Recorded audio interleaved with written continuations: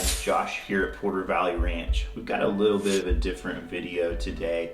If you're a friend of mine over on Facebook, I posted this last week and it got a lot of comments, a lot more than usual. I'm usually not even that active on Facebook, but my grandpa was in the hospital, so I was asking friends and family to pray for him.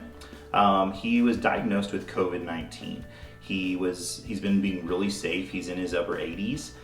He's been safe. He's been at home. He has been being careful. We actually haven't seen him since the spring because we've been trying to keep our distance with our kids being so active. We didn't want to spread that virus to him. But he finally got out and went to a revival around Cookson, around Lake Tenkiller. And at that revival, somebody had the coronavirus and spread it to a couple other people. He was one of the people that unfortunately got it. He's always had pneumonia and respiratory problems. So when we found out that he had it, we were obviously very concerned. So within a couple of days, he was in the hospital.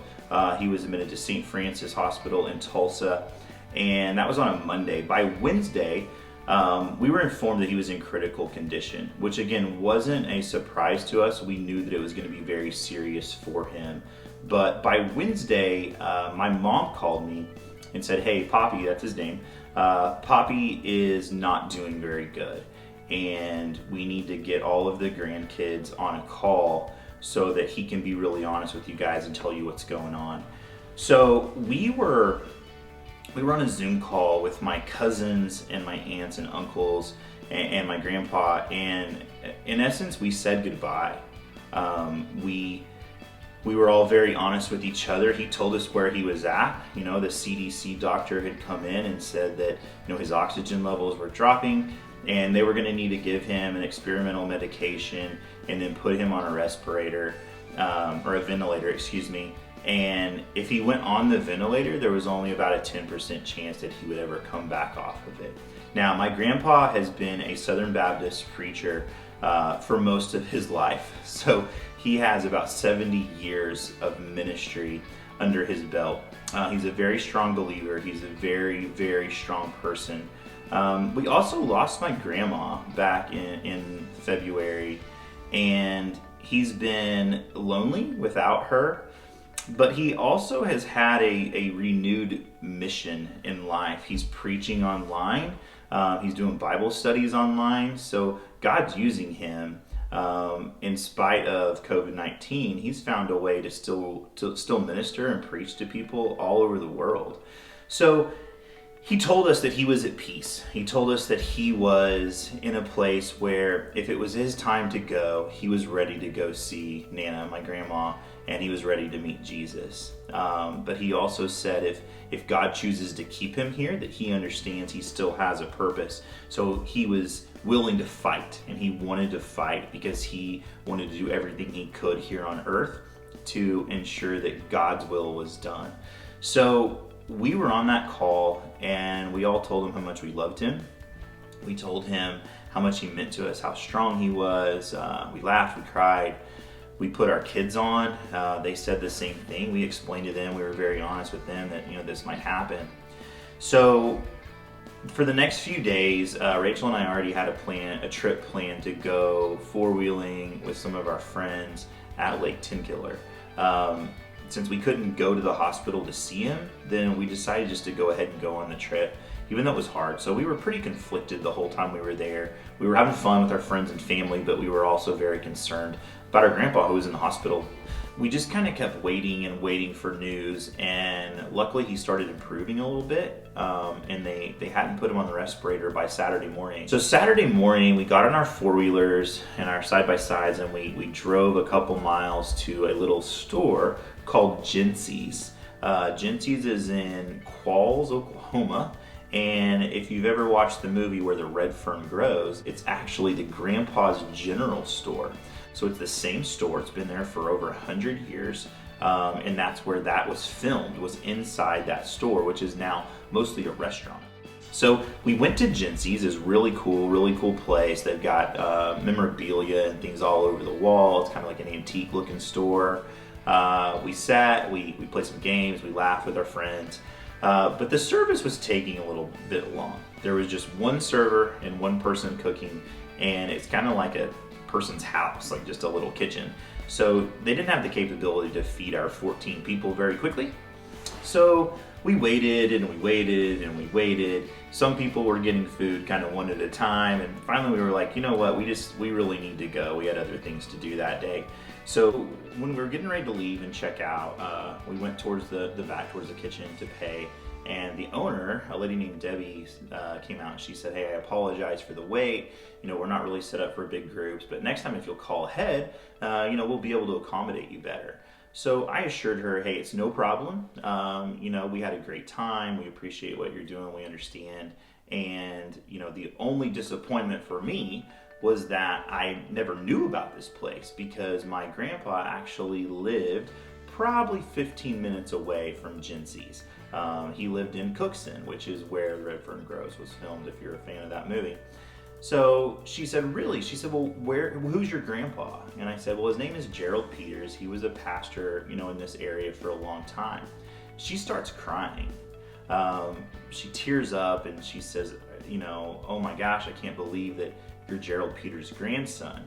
And she said, did you know that your grandpa's picture was on the wall? So she pointed over at the wall and she says, there was a wedding here. He officiated the only wedding that ever happened inside of this building. And so sure enough, we went over and looked and his picture was on the wall. And then she said, your grandpa and your grandma were two of the most precious people that I've ever known. And did you know that there's a menu item named after them? And so sure enough, we went and looked at the menu. It's a GAP salad, G-A-P salad. My grandpa, Poppy, would say that it's for Gerald A. Peters, but the owner, Miss Debbie, was sure to tell me that it was for Gerald and Patsy. That's my grandma's name, Gerald and Patsy salad. That's what they always came in and ordered. So they actually had their own item there on the menu. So again, she's kind of teary and sentimental, and I just said, I said, ma'am, he's gonna be okay. He's improving.